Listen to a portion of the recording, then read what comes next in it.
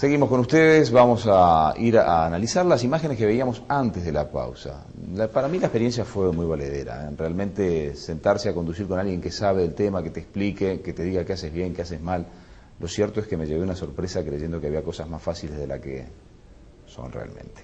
Bueno, ¿qué pasa con la gente? Me imagino que a ustedes les pasa lo mismo. Cuando llega alguien allí a la pista con toda una teoría, con muchos años de conducción, le dice, bueno, pero yo manejo hace muchos años.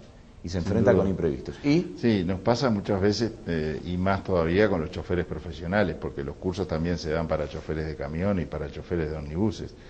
Pero está bueno, digamos, conjuntar el área teórica con el área práctica. Primero explicar en el aula qué es lo que sucede y después experimentarlo.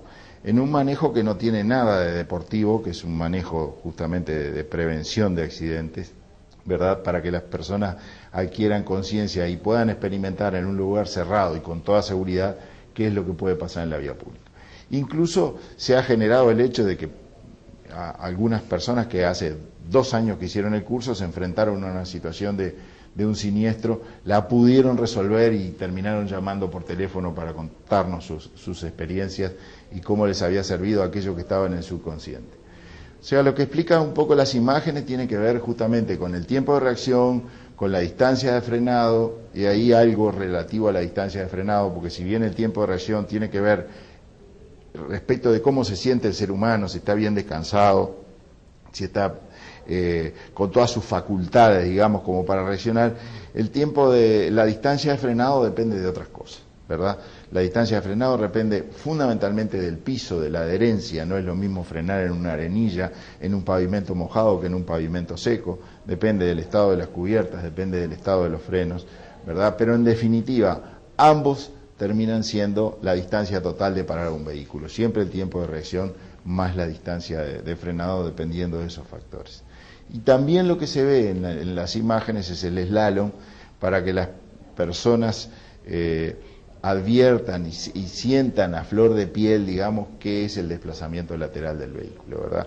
Y cómo funciona el efecto de las leyes de la física en las curvas, por ejemplo, donde por más experto que el conductor sea, no va a poder evitar el desplazamiento lateral en función del radio de la curva y de la velocidad que esté empleando. Si la velocidad no es adecuada para el radio de la curva, si el peralte o inclinación de la carretera no es un peralte positivo, seguramente va a tener problemas y el vehículo se le va a ir hacia afuera. Ganan siempre las leyes físicas, ellas se cumplen sí o sí, ¿no?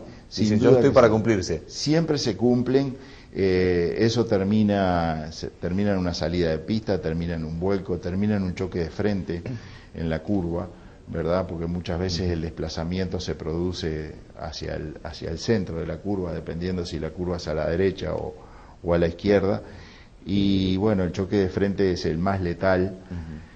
También acá podríamos hablar de los diferentes tipos de choque de frente, porque no es lo mismo chocar contra un vehículo pesado que chocar contra otro vehículo liviano. Siempre es muy peligroso porque las velocidades se suman en un choque de frente, ¿verdad? Entonces el choque de frente es muy destructivo.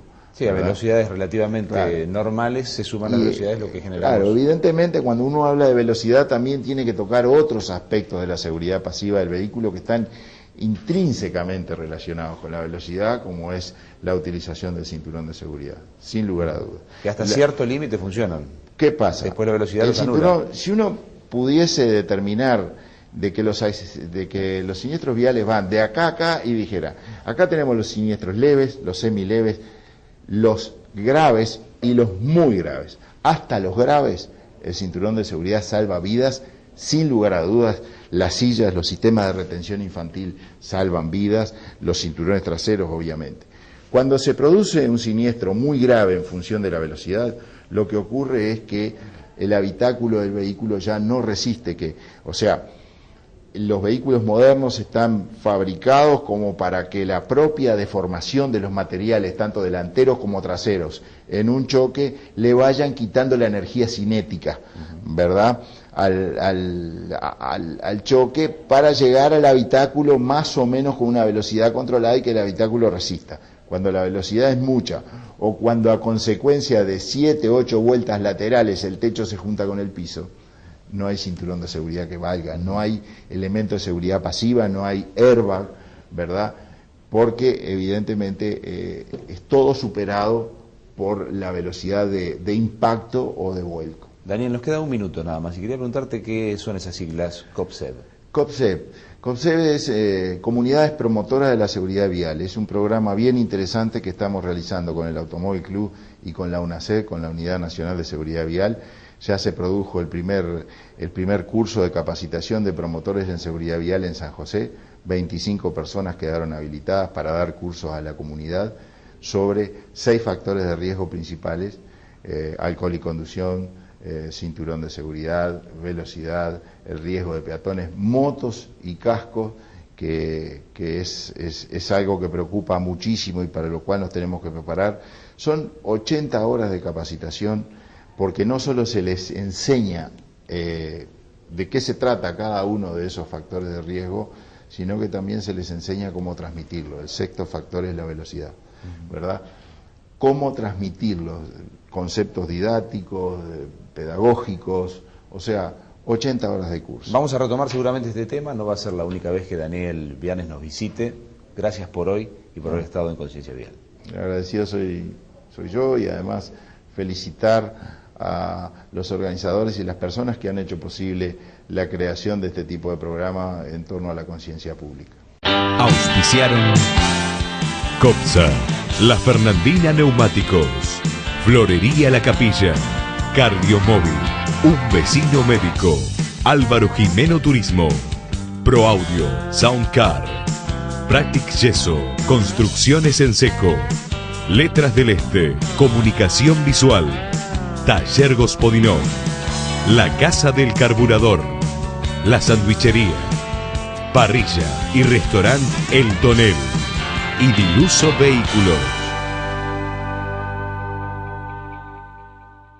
Y ya llegamos al final de este segundo programa de Conciencia Vial y ya los invitamos para el próximo, el domingo a las 12:30, la repetición el lunes a última hora al cierre de la programación y, por supuesto, ¿no?, para que se mantengan en contacto con nosotros durante toda la semana vía Facebook, Conciencia Vial.